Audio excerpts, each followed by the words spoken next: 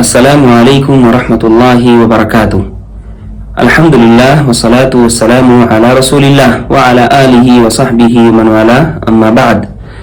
ناظرین، اس وقت ہم جس ہجری مہینے سے گزر رہے ہیں وہ شعبان کا مہینہ ہے۔ یہ وہ مہینہ ہے جس کے بارے میں اللہ کے رسول صلی اللہ علیہ وسلم نے فرمایا کہ اس مہینے میں لوگ بہت زیادہ غفلت کا شکار ہو جاتے ہیں۔ تو آئیے ہم دیکھتے ہیں کیا یہ غفلت ہمارے اوپر بھی تو طاری نہیں ہے۔ حالانکہ اگر دیکھا جائے تو شعبان کا مہینہ غفلت اور اہتمام کے بیچ میں ہے۔ کچھ لوگ اس مہینے میں اس قدر غفلت کے شکار ہوتے ہیں کہ انہیں خبر ہی نہیں ہوتی ہے کہ کب شعبان کا مہینہ آیا چلا گیا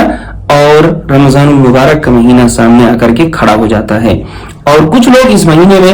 اس قدر اہتمام کرتے ہیں اور ایسی بدعتیں انجام دیتے ہیں کہ اسی مہینے میں وہ شب برات مناتے ہیں اور نہ جانے کیسی نمازوں کا، جو بدعت والی نمازیں ہوتی ہیں ان نمازوں کا اہتمام کرتے ہیں، اور کچھ لوگ اس مہینے میں غفلت کا شکار ہوتے ہیں۔ تو آئیے دیکھتے ہیں کہ ہم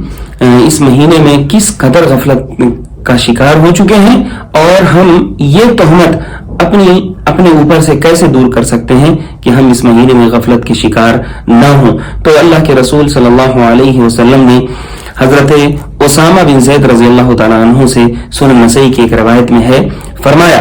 جب حضرت اسامہ بن زید رضی اللہ تعالیٰ عنہ نے ان سے پوچھا کہ اللہ کے رسول صلی اللہ علیہ وسلم، آپ اس مہینے میں اس قدر کثرت سے روزہ کیوں رکھتے ہیں؟ جتنی کثرت سے آپ شعبان کے مہینے میں روزہ رکھتے ہیں اتنی کثرت سے آپ کسی اور مہینے میں روزہ نہیں رکھتے۔ تو اللہ کے رسول صلی اللہ علیہ وسلم نے فرمایا تھا کہ یہ وہ مہینہ ہے جس سے لوگ غفلت کا شکار رہتے ہیں، جس میں لوگ غفلت کے شکار ہو جاتے ہیں، کیونکہ یہ رجب اور رمضان کے درمیان آتا ہے۔ اور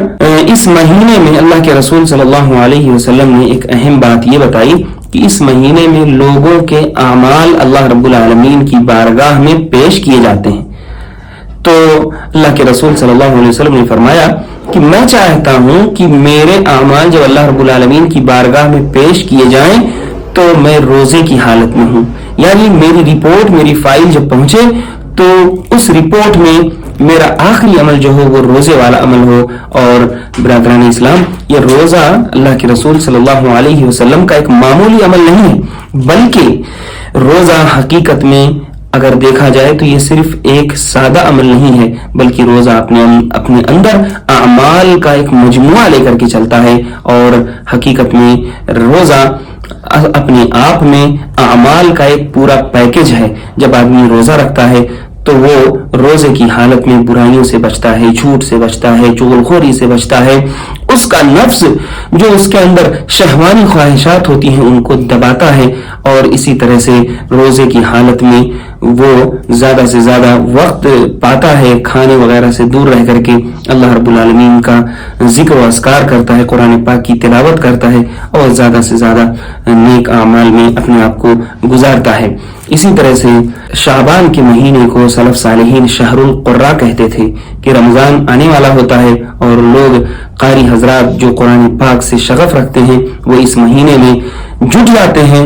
قرآن پاک کے ساتھ رابطہ وہ استوار کر لیتے ہیں اور زیادہ سے زیادہ قرآن پاک کی تلاوت کرتے ہیں، اور قرآن پاک یاد کرتے، سنتے سنانے،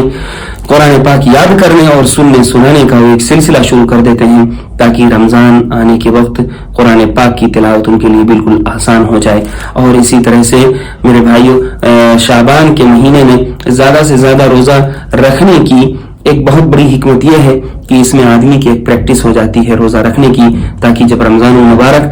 ہمارے پاس آئے تو رمضان المبارک کے روزے ہمارے لیے اس میں بالکل سہل اور آسان ہو جائیں۔ اسی شعبان کے مہینے میں امہات المؤمنین رضی اللہ عنہن کے بارے میں آتا ہے کہ وہ اپنے قضا والے جو روزے ہوا کرتے تھے، جو رمضان میں جو چھوٹ جایا کرتے تھے، وہ اسی مہینے میں پورا کر لیا کرتی تھی۔ لہذا ہماری گزارش ہے اپنی ماں بہنوں اور تمام لوگوں سے کہ اگر ان کے کوئی روزے چھوٹے ہوئے ہیں، سال بھر وہ اس کی قضا نہ کر سکے ہوں، تو وہ